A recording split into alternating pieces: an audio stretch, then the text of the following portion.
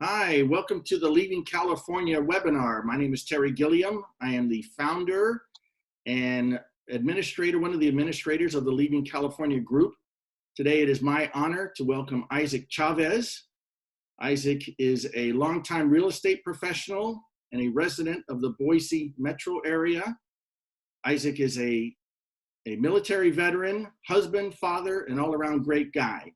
About a year and a half ago, I told him I was starting this Facebook group called Leaving California, and he was thrilled to jump into the group and participate, and he's been a valued member ever since, and he's the only other administrator in the group.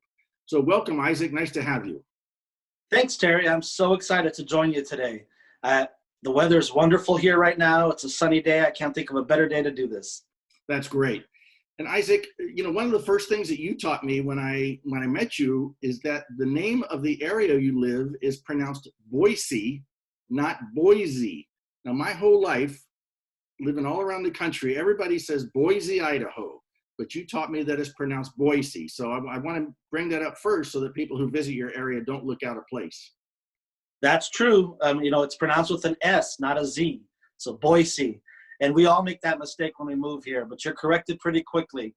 And that's the fastest way for them to know that you're from another state. And it's not just here. There's some other places in the state. Like we have a Moscow, but we call it Moscow. It's spelled Moscow, and that's where the University of Idaho is. So it's not just Boise, but you get used to it once you live here, and they correct you right away, but it's all in fun. Can you tell me what attracted you and your wife to the Boise area? I know you've lived all around the country, grew up in New Mexico, and lived everywhere, a lot of other places. What attracted you and your wife to Boise? Personally, we lived in New Mexico, which was really hot. We were in the southern part of the state, so 110 degrees in the summer and really dry. And then we actually moved to Vermont, and it was the opposite. It was lots of snow, minus 20 degrees in the winter, and just all around hard place to live, although it was beautiful. So what brought us to Boise was that we wanted a place that was moderate and seasonal, and really, to be quite honest, a place that our kids could be outside year round. And that wasn't the case in the prior places we lived. Either you had to be in air conditioned in the summer, or you had to be inside by the heater in the winter. But in Boise, we literally have 4 distinct seasons, and the kids can be doing activities all year long. And that was what attracted us originally. Can you tell us a little bit about the downtown Boise, what it's like? I mean, do businesses thrive there? Is it a growing area? So the Boise metropolitan area in total is about 700,000-ish and, growing constantly. But it's made up of about 5 or 6 different towns or cities. Boise proper, like the one that we all imagine, encompasses the downtown. And that's only about 230,000 of those 700,000 residents. So downtown Boise is a very large, thriving area, but it's flat. So you can walk, you can ride bikes. They have those e-scooters all over. You're not going up hills. It's not San Francisco. You're not having to, to tunnel through obstacles. So it's a very well-designed, well-laid out downtown area with tons of restaurants, patio restaurants, bars, nightlife, shopping. The opera's down there. Our semi-professional hockey league tournament is down there. All of our convention centers and hotels. It's a very, very fun place to hang out. Whether you're single, retired, families, there's something for everybody there. In fact, if you look at my background here, this is actually a picture of Quinn's Pond. No kidding. Quinn's Pond is a mini lake, for lack of a better word, and it's right next to downtown Boise. It's unbelievable. You can fish, you can paddleboard, you can swim, you can canoe, you can kayak, you can just get a suntan. There's a beach there. There's picnic shelters. There's bike rides, bike trails. And it's all within just a few minutes of downtown. And if you don't want to walk or drive there, you can take the bus. We do have a public bus system. It's practically free. It's not the most elaborate system, so it doesn't go everywhere, but it does cover most of downtown Boise. And it's like 50 cents, I think, to get on it. So it's a pretty affordable option if you want to save gas. That's great. So you can actually swim in that, what'd you call it, a pond? Yeah, it's called Quinn's Pond. It was revitalized about a decade ago, so completely healthy. They test it constantly. And in the 3 years that we've been hanging out at that pond, I think only one time did they have to close down for a couple of days because there was something about a high amount of algae or something in one part. But other than that, it's always open and it's thriving year round. But from, I would say, June through August, it's a swimmer's paradise. So can you tell us a little bit about the other communities in the Boise metro? I know there's a lot of different towns, and can you kind of tell us who moves to what communities and kind of why people choose other communities to live in the Boise metro? Yeah, so we when you live here, we refer to this metropolitan area as the Treasure Valley. So that's what you'll hear me say from now on. Whenever you hear somebody say the Treasure Valley, that means the entire area, which encompasses 3 counties. We have Ada County, which is where Boise is, and then we have Canyon County, and then we have Gem County. And so those 3 counties make up the Treasure Valley, about 700,000 people. So we talked about Boise. The other city that connects to Boise is called Meridian. Meridian is about 150,000 people. And then connecting to Meridian is Eagle. Eagle is about, maybe 60,000 people, give or take. And then if you just drive down the interstate for about 10, 15 minutes, you get to Nampa. Nampa is probably the fastest growing city in the state, if not America. And there's about 100,000, 120,000 people there. And another 7 minutes down the highway is the community of Caldwell, which is about 70 or 80,000 people as well. So those are the main cities that make up the Treasure Valley. And there's one more. It's on the other side. It's called Kuna. And Kuna is about 70, 80,000 people as well. So if you do the math, that all adds up to about 700,000. But once again, they're all connected via the interstate system. And it's not a long commute. You can go from one end to the other in 30 minutes. Maybe during rush hour, it takes 45 minutes. But it's nothing like what Californians are used to with traffic. Here, you don't have to plan on being in your car for an hour or two at all. You just hop on the highway and hop off. So can you just kind of describe the kind of person that might move to Eagle versus the kind of person that might move to Nampa, as per se? Yeah, a lot of it is driven by, what your daily life looks like. So if you're a professional who's going to be working in the tech industry or the finance industry or the government, you're probably going to generally base yourself in Boise proper because that's where all of that activity is occurring. But if you're maybe you have a family or younger children or grandchildren, and you want to be in a kind of an exurb where there's a lot of parks, lots of sporting facilities, lots of good schools, then Meridian is usually the number one choice. The housing prices are a little bit lower in Meridian than they are in Boise, but it's well laid out, spread out, very green.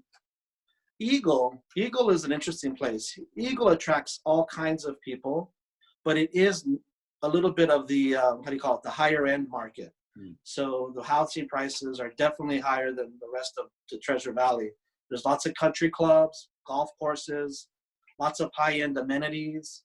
We also have a lot of high-end condos and townhouses. So it's popular with retirees. It's popular with empty nesters, but it's also popular with executive type level jobs. So families, with parents that maybe have executive type jobs or are business owners. So that kind of describes Eagle. And then down the highway in Nampa and Caldwell, it's about almost $100,000 lower average price for the homes there. So we're seeing a lot of first-time home buyers, millennials, younger families, moving to Nampa. We do have, for example, a brand new Amazon fulfillment center is about to open there. It's almost done. It's this massive, mammoth facility, and it's going to provide 3,000 new jobs. Wow. So Nampa is kind of the budding place. We're very proud because Nampa was voted this past year as the #1 best managed city government in America. Wow. So we're pretty proud of that. They manage their city really well. It's well laid out. They use a lot of roundabouts instead of four-way stops. So it's pretty cool place to live. So on the subject of jobs, can you tell us a little bit about some of the major employers in Boise? I mean, if someone still has to work, I mean, I know a lot of retirees are moving there, but if someone still has to work, what does it look like from a jobs perspective? So, we have had some of the lowest unemployment rates in the country, as low as 2.8 recently. Wow. There's more work. It's actually underemployment, right? There's more jobs than people to fill them. We have everything. Some of the larger companies that you may have heard of is Micron. Micron is one of the largest makers of the laptop computer chips. So if you're using a laptop, you probably have a Micron chip in there. Wow. Simplot is one of the largest private companies in the country. Simplot is the one that provides all the potatoes to McDonald's. That's where they first made their billions, was making the potatoes, the French fries. We also have Hewlett Packard is here, Canon, QuickBooks, Intuit has a big presence here, Vacasa. And then we also have just down the road is Cliff Bar and Chobani Yogurt. So some of the places that everybody has heard of. We also have a lot of startup tech type jobs. Some people would like to say that we're trying to be a mini Silicon Valley per se, without all the traffic and without all the high prices. And then agriculture is big here still. Lots of agriculture activity, dairies. And then finally, government. We have the state government is in Boise. It's the capital. So all the related entities, all the trade associations and different types of groups. And then finally, the educational system. We have Boise State University, BSU, which is very famous. But we also have a law school, medical school, dental school, several other universities, several community colleges. So there's a lot of secondary education opportunities. But then finally, the largest employer in the entire state is one of our hospital systems, St. Luke's Hospital. They basically have hospitals all around the state. And then we also have St. Alphonsus, which is the other major hospital system. So Boise, I know this is kind of going towards the medical side, but Boise is fortunate in our Treasure Valley to have three major hospital systems. Those two, and then we also have a full-blown VA hospital, which is the only one in Idaho. So it's the full deal. If you're a veteran, you can go and have any type of surgery there. It's a major hospital. So between all of that, and then we have an Air Force base about 35 miles away, Mountain Home Air Force Base. So those are kind of the main drivers for jobs. And then of course the service industry is huge. All the restaurants and bars and shopping. We have a huge mall that's actually one of the busiest malls in the country. I know malls are dying all around the country, but it's not here. It's actually booming. So it's just it's an all around easy place to find a job if you need to or want to work. That's very helpful. Thank you. How about for those who are looking like entrepreneurial, want to come there and maybe bring a business from California to Idaho, or want to start a business? Can you kind of talk about the business climate there? So if anybody ever follows politics, Idaho is a very, very pro-business, pro-property rights state. So our state constitution and all of our legislation over the last literally 100 years have maintained that stance. So because of that, taxes are generally low. For example, our state sales tax is exactly 6%. And it's on everything, including groceries. But when you file your state taxes, you can actually take $100 sales tax credit back. So you're not really on your groceries. So, and then our income tax generally is about 7.5%. So I know compared to California, that's pretty good. So we don't have a lot of red tape. In fact, recently our governor was on national TV because I guess I don't know who tracks this, but Idaho was named as the lowest amount of regulations in the country at a state level. So it's something that Idahoans take pride in. Well, that would be a bit of a culture shock for those of us coming from California, where it seems like everything is regulated, including what we breathe. Yeah, not here. Here, we definitely support small businesses, entrepreneurship. In fact, to be quite honest, because we're so close by airplane to the Bay Area, Mhm. we have a lot of entrepreneurs that are able to, either vice versa, either commute from the Bay Area here for the week and go back home, or vice versa, they live here but continue doing their businesses in the Bay Area because it's an easy flight. Our airport, which is another thing we're proud of, is pretty close to downtown. It's about a 10-minute ride, either in your car, Uber, or taxi. You can be at the airport. It's the type of airport that you can check in 30 minutes before your flight and don't have to worry about it. The parking garages are literally right next to the terminal. So that's one of the biggest benefits. But we have Southwest Airlines, Alaskan Airlines, tons of flights every day to Oakland, Sacramento, San Francisco, Orange County, Long Beach, Santa Ana, and of course San Diego. So you can fly back and forth relatively inexpensively and do your business.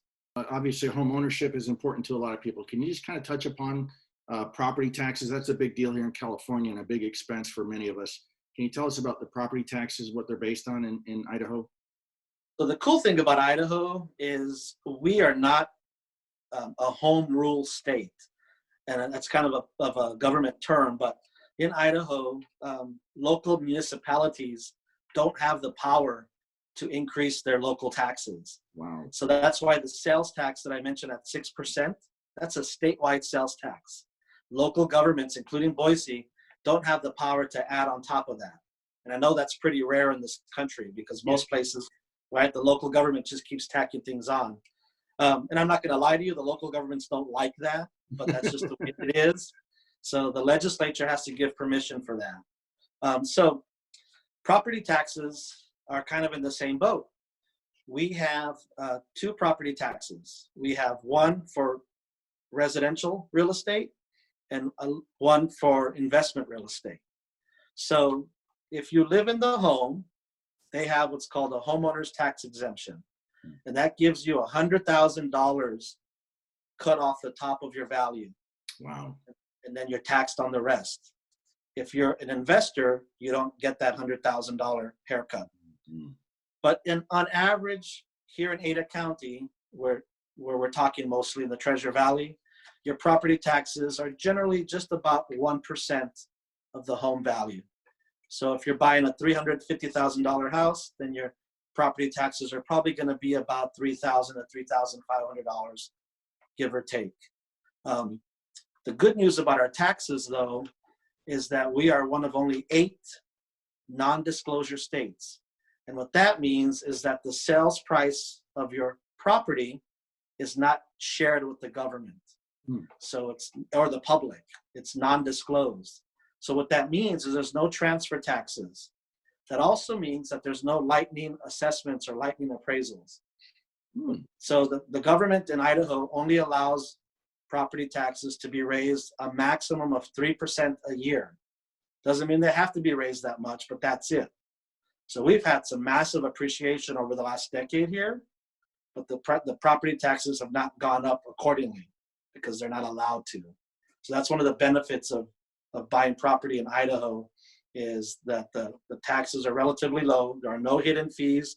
There's no inclusionary zoning. There's no transfer taxes. Impact fees are very minimal, and they're built in, and they're generally for fire safety. You don't have a lot of elaborate impact fees like you do in California. That's great. Thank you for that. Now, you've touched upon it already, but I just want to kind of hit on this again. You know, a lot of us here in California, when we commute to our jobs, for example, I commuted 25 miles for years, but it would take me an hour to an hour and a half to get there on both ways. And one of the challenges that people in California have is that they have a hard time believing, if you're living in a major metro area, that you're not going to have a significant commute associated with that. So can you just kind of touch upon it again? I mean, yeah, it's great. It's a 30 to 45 minute commute today, but like 2 years from now, is it going to be an hour, hour and a half type commute? Or can you just kind of touch upon that a little bit? Yeah, definitely. So the way it works is the interstate starts literally in downtown Boise. They built a connector a couple of decades ago. So you can literally be in downtown at all the stuff. You jump on the connector and you're on the highway system. So the highway will take you straight to Meridian. It'll take you straight to Nampa and Caldwell. So very quick commutes. It'll also take you the other way if you want to start going to eastern Idaho. It does not go to Eagle or Kuna. So if you live in Eagle, you can't take the highway. So a commute from Eagle to downtown Boise on a good day would take about 20 minutes, and on a bad day, about 30. But to go from Boise to Meridian, it's just a quick 10, 15-minute commute. To Nampa, 25 minutes. And to the airport, once again, 10, 15 minutes from anywhere. The airport is that centrally located. The coolest thing, though, is when people come to visit, they can't believe it. If they're flying in for the first time and they land at this airport, and then they're expecting to be, 30, 40, an hour and a half to get to their hotel or wherever. It's not, it's 15 minutes, and people can't believe it. We have a very active rideshare system here. So, really easy, once again, low regulation, so they can actually be at the airport and pick you up. And, there's just not a lot of red tape. So really the commute is minimal. And, it's one of those things that once you actually experience it, you just can't believe it. You're not having to leave to work, at 6 a.m. when your job starts at 8. You leave at 7:30 and you're there at 8 o'clock. And that's only during rush hour, Terry. I mean, the rest of the day, it's pretty minimal. I will say this is a car. This is not the most walkable friendly place other than the downtown area. This is not the kind of place that you're going to be riding your bike or walking to ghost places. We're definitely car centric here. We don't have, like I said, we have a minimal bus system, but it's not anywhere nearly evolved as the bus systems in California. So, you are going to have a vehicle here. We do have electrical charging stations as well. Not everywhere, but there's enough of them that if you have an electric vehicle, you can still get by here. But for the most part, people have their trucks, people have their SUVs, same. And the speed limit here on the highway is 85 miles an hour on our interstate. So. Wow. And I assume your gas is quite a bit cheaper than California. I mean, I think the cheapest I can find around here is just under $3 a gallon right now. Right now, it's literally about 180. Okay. Yeah, that's a lot cheaper. Yeah, that's great. Hey, while I'm thinking of it, can you just kind of talk, you spoke about the after primary school education, the colleges and things like that. Can you just talk about the quality of schools for primary education, elementary, middle school, and high school? Yeah, and I can attest to that. I have 3 children, as you probably know, Terry. I have a 12-year-old, a 10-year-old, and an 8-year-old. So we're definitely involved in the younger school system. Idaho and the Treasure Valley in particular is all about school choice and school availability. There are a plethora of private schools, parochial schools, Catholic schools, Christian schools, public schools, art schools, STEM schools.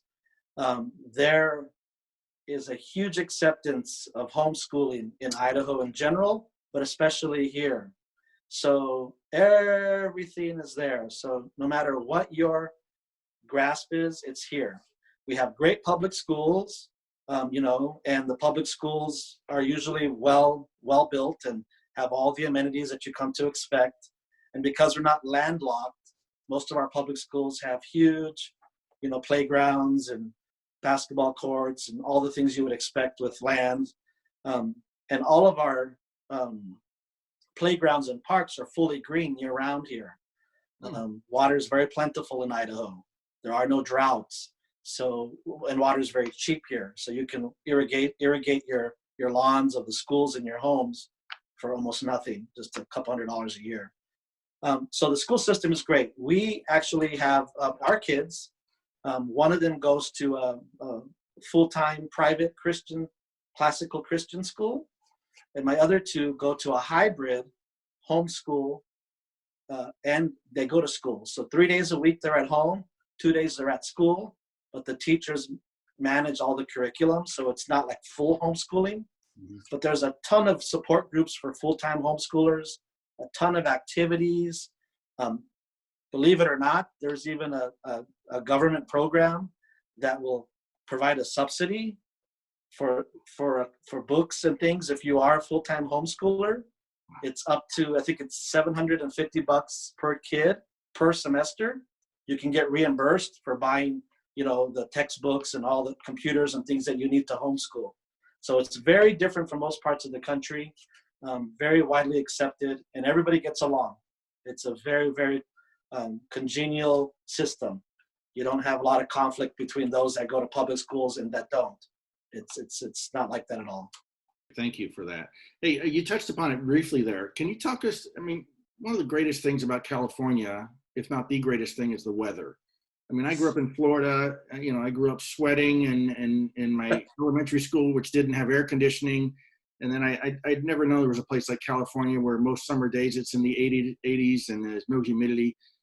Obviously, that's something that people are going to have to give up when they leave California. But can you talk a little bit about the weather in Boise and the banana belt? You taught me about the banana belt too, and what that means to the weather in your area. Yeah, you're definitely going to have to, if you live by the ocean in California, there is no oceanfront property. The closest is this pond. But I will say, you asked me earlier what attracted us to Boise is, once again, the seasons. So Boise is very different from the rest of Idaho. I know a lot of people, when they think of Idaho, they think of snow, they think of Montana and Michigan and Minnesota, and they put us all together. Well, that is true everywhere else in Idaho except for the Treasure Valley. We call this the banana belt. Boise itself, if you look at a map, we're at obviously the southwest corner of the state, closer to Utah and Nevada. So we are an arid desert climate, believe it or not. Even though we're green, it's definitely an arid, dry climate. Humidity is relatively zero here. So, there's almost no humidity. So you're definitely going to need lotion and body cream to keep yourself, moisturized. But because of that, you're not sweating.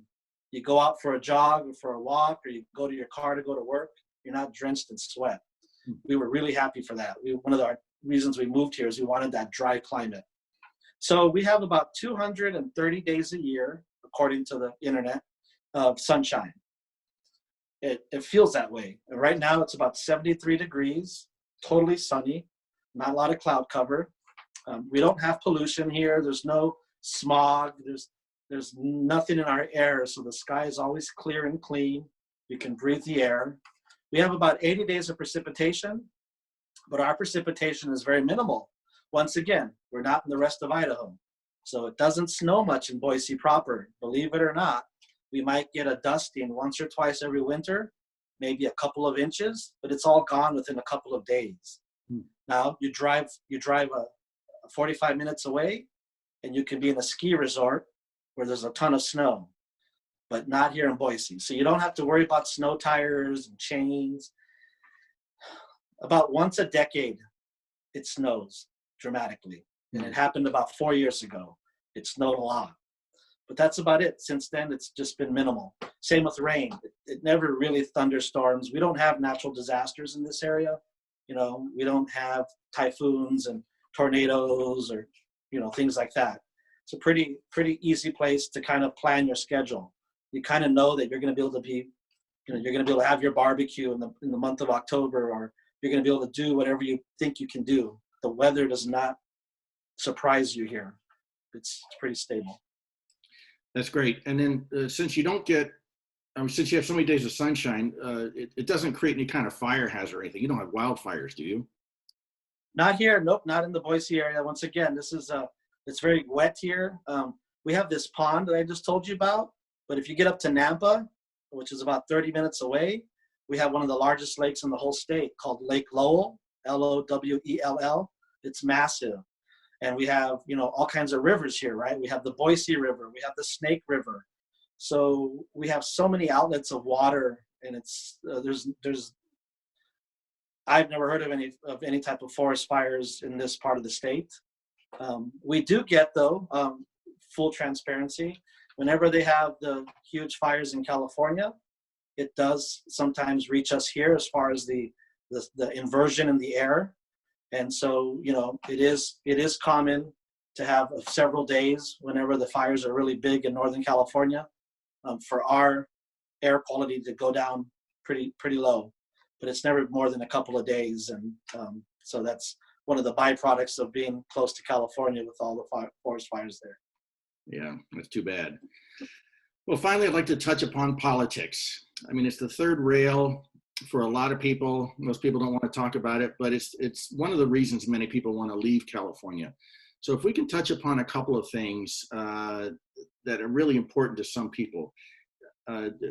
Are you familiar with what the gun rights laws are in Idaho? Yeah, so let's talk about that. So earlier we kind of touched on it when we talked about how we're a very pro-business, pro-property rights state.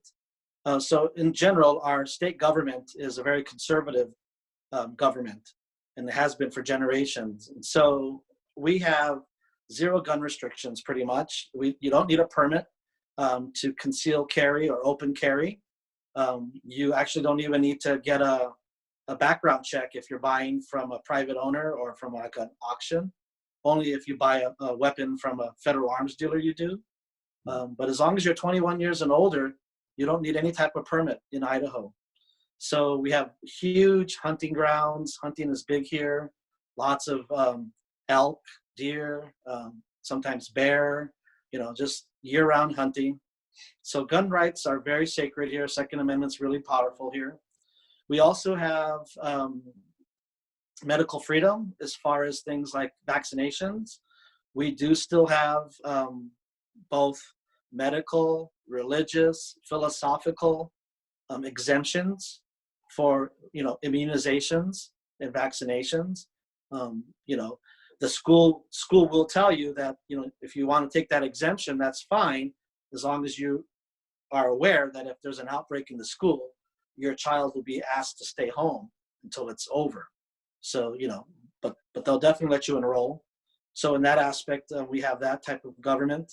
Now, the Treasure Valley, for the most part, mirrors that conservative government apparatus. But in full transparency, Boise itself, their local government tends to lean more liberal in a more traditional democratic sense. So let me put it this way: Idaho is so red that you could never get elected here, even at a local level, if you were a very progressive Democrat type politician that you might see in some parts of California or some parts of the East Coast. Here, when Democrats are elected, they're more of the old-fashioned, traditional, moderate, relatively pro-business type Democrats. A progressive doesn't exist in Idaho and couldn't get elected. So even though you might hear about, Boise has a Democratic mayor, I can guarantee you in California, they would probably be considered a very liberal Republican. I mean, really. Yeah, so that's the difference. But once again, I mentioned earlier that we don't have home rule in Idaho. So the cities, a lot of the power that they have in other states, they don't have here. So it's not easy for a local government to do all these crazy things without the permission of the state legislature. And our state legislature is a supermajority. It's the mere opposite of California. Supermajority, all the state offices are basically Republican holders right now. The legislators are supermajority Republican. So if that's what you're looking for, then by all means, Idaho's the place for you. But they welcome everybody. They're happy to have people come here. All they're hoping for is that when you come here, you adopt the values of Idaho, and if you do that, they will welcome you. Same way they've done with us. We're not from here originally, and we feel very welcome. Everybody's been very wonderful to us over the years, and it's a safe place because of that. Idaho is an iron fist when it comes to the rule of law. There's a saying here that you do the crime in Idaho, you're definitely going to do the time. Judges are really strict here, and for that reason, our crime rate is relatively low.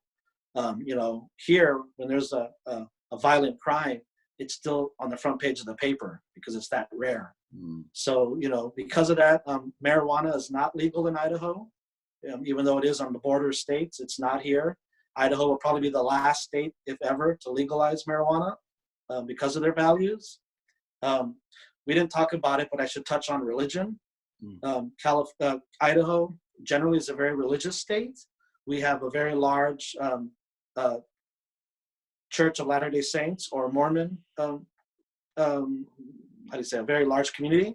There's also a huge Christian community, a huge Roman Catholic community. So almost everybody goes to some type of regular church. And because of that, once again, we have a low crime rate, very little homelessness. Most of that is taken care of by all of these different community groups, lots of, shelters and food banks. We also have very low graffiti, almost non-existent. The streets are clean, there's no trash, the sidewalks are spotless. It's a beautiful community, and it's safe for children. They can play outside.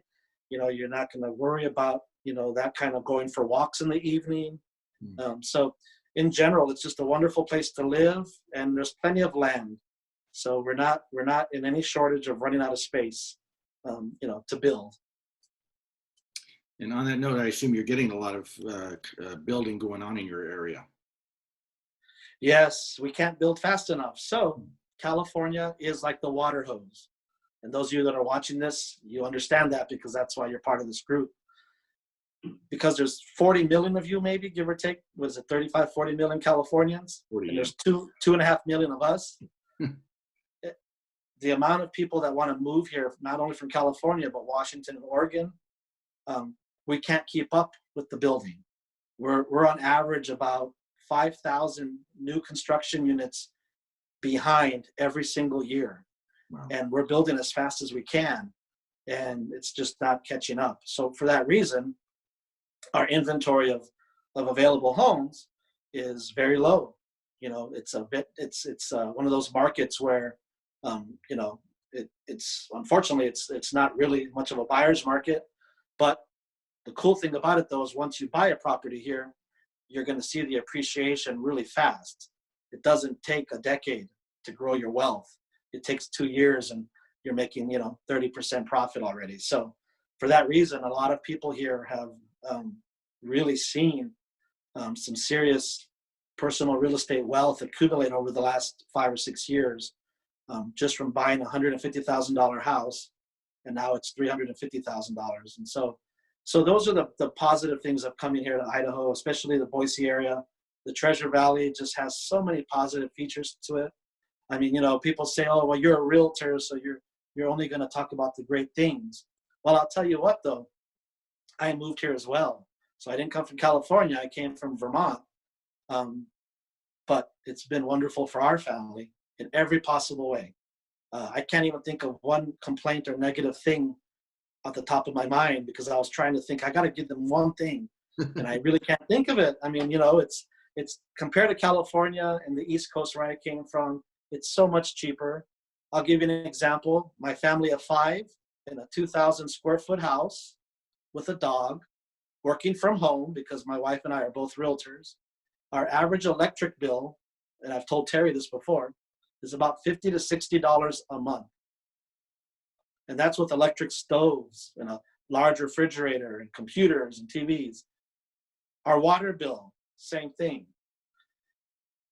Our sewage and trash, same thing, $60 a month. And then internet access, broadband is, I think I pay $55 a month. So everything, all utilities all together, maybe $150, $170 a month for everything to run a 2,000 square foot house, fully watered lawn, front and back. It's amazing. So when you bring all that together, even if some of the job salaries or wages are lower here than California, the cost of living and the general lifestyle and the lack of stress more than make up for it. The opportunity is ripe. We have tons of space, tons of water. We have I think we have something like 3 trillion gallons of water under our water table underneath us. So there's enough water here for like 1,000 years, really, to keep our irrigation going. So for that reason, you can water your grass 24/7. There's no restrictions, and it'll cost you about $80 a year for your water. That is unbelievable. Yeah, it sounds unbelievable, but it does exist, I promise. Everything I've told you today can be verified and is 100% true. I guarantee it. Well, I know you know your stuff, Isaac. Hey, so this has been very helpful. Thank you so much for this. If people want to connect with you, by the way, I think in the next 3 to 5 years, hundreds of thousands of Californians are going to leave, and many of them are going to move to Idaho. So if people want to reach out to you and get more information about Boise and maybe connect with you to talk about the housing market or anything else that concerns them, how can they reach you? Yeah. So what I think we'll probably do is, when we'll publish all of my contact details at the end of this video. But the easiest is my company is called Reside 208. 208 is our area code. Idaho only has one area code, 208. It covers the whole state. So reside208.com. It's the same everywhere. So Facebook is at Reside208, Instagram. So as long as you go into Reside208, you'll find us. We work with all kinds of real estate, not only residential, but investment properties. We know that a lot of people from California maybe aren't ready to move here just yet, but they would like to maybe buy a property now because the interest rates are so low or because they have cash that they're sitting on. So we're happy to facilitate that as well, where you can buy a property now and we can rent it out. Our vacancy rate is only 2% in our rental market. So it's just as hot as the buying market. Wow. So finding a renter for an investment property here is not a problem. And our average cost for property management is about 8% of your monthly rent to manage the property fully. So we do that a lot. We have a lot of people from California who'll buy a property and then plan to retire in that home or move into it a few years down the line. And then we also deal with 1031 exchanges for people that have investment properties in California that want to sell them and invest here. For those that are over 62 years old, we do reverse mortgage purchases pretty often here. And then finally, probably the newest, not newest, but the thing that's really happening a lot recently is taking the money from your self-directed IRA. If you have a self-directed IRA, you can definitely purchase investment real estate. And it's a much safer investment compared to the stock market historically. So there's all kinds of mechanisms. We also deal with a lot of veterans. I spent 8 years in the Army. I'm very proud to be a veteran. So we definitely are familiar with the veterans loans. And believe it or not, because Idaho is so rural, everything around the Treasure Valley qualifies for the USDA rural development loans, sure, which, if you know, are 0% down. That's right. So it's amazing. A lot of those towns we talked about qualify. Boise doesn't, Meridian, Eagle don't, but Cuna does, and a bunch of the outlying towns, which are still just 30, 40 minutes away, qualify. So you can come into a home literally for nothing down in Boise. So we have it all here. We have condos, we have townhouses, we have high-rise condos in downtown Boise, if that suits you. There's luxury, there's single-family homes, we have mansions. We run the gamut here, so there's something for everybody. The only thing that we don't have is oceanfront views. That's about it. I thought of something negative. That's what we don't have. Well, Isaac, that's great. Thanks again. It was a pleasure talking to you, and I know that you'll be talking to a lot of folks from the Leaving California group, and we look forward to you helping them live a better life outside of California. I'm happy to do that, and Terry, I can't believe how fast this group has grown. It's almost 7,000 about right now. Yep. That's a testament to your leadership, and this was your idea, and I'm glad I got to come along for the ride. And all of us that are members of this group should be thankful that something like this exists, because it gives an outlet as well as a chance to vent a little bit, but also a chance to really see the resources and connect with people from, find out where they're going and the best practices and what they can find in those areas. We'd like to be that resource for all of you, for the Treasure Valley. And we're pretty much full-time, 24/7, my wife and I, with our team of 4. This is all we do. And we're proud of being in Idaho, and we definitely are happy to help any of you with any questions you have. Thanks a lot, Terry, for having us today. All right, Isaac. Thank you. Take care.